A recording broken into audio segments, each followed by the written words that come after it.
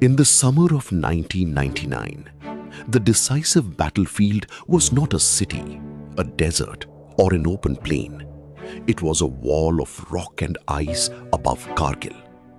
Across those heights, the Indian Air Force began an operation whose name meant White Ocean, Operation Safed Sagar. Its problem was not simply to strike. It was to find, identify, and accurately engage positions in terrain that turned even a small aiming error into a miss. Aircraft would have to operate in thin air, over steep ridgelines, under a political instruction that attacks must not cross the line of control. This is the real story of Operation Safed Sagar. Not a spectacle of machines, but an air campaign forced to adapt above one of the world's highest battlefields.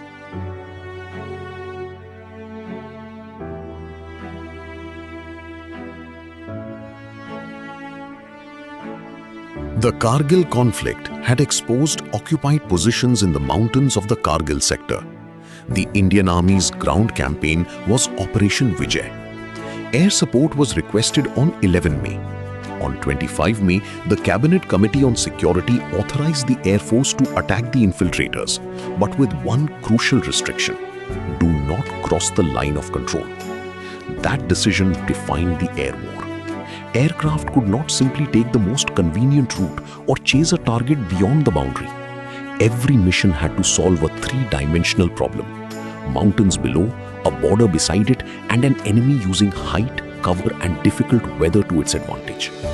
Offensive action began at first light on 26th May. The IAF campaign had a name, but its method would have to be discovered in real time.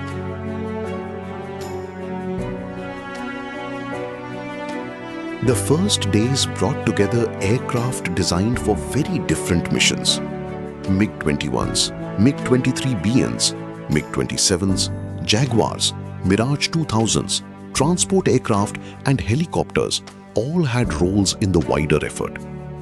The Ministry of Defence records that MiG-23BNs were launched against positions at Tiger Hill from the opening day. Yet altitude changes the rules of flying and fighting. Aircraft engines, weapon trajectories, and aiming systems do not behave exactly as they do at sea level.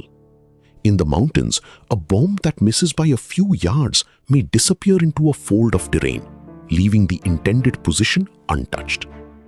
The problem was not a lack of courage or aircraft. It was that the environment punished assumptions.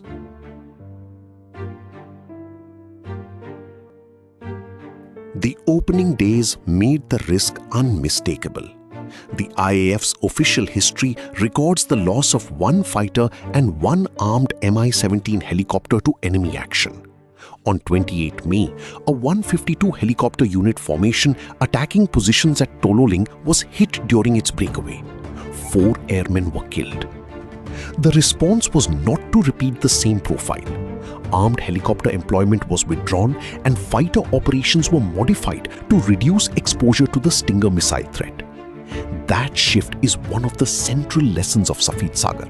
In the mountains, tactical flexibility was not an advantage at the margins.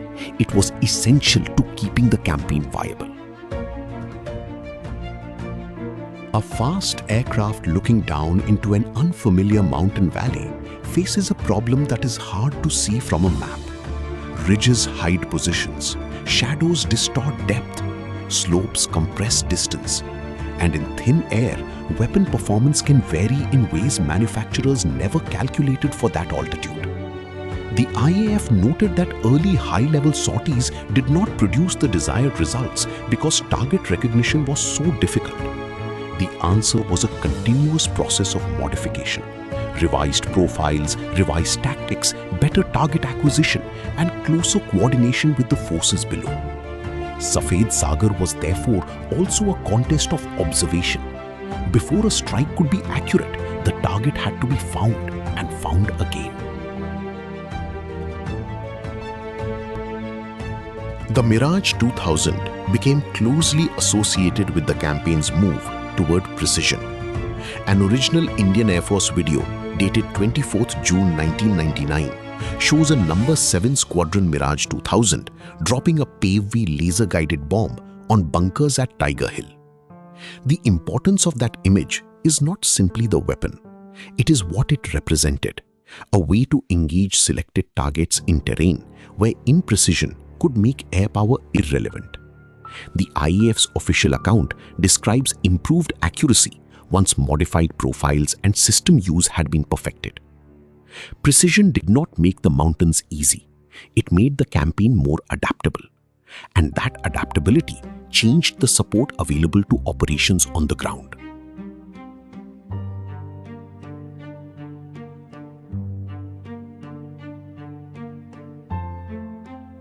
The most important part of an air campaign is often the part no camera sees.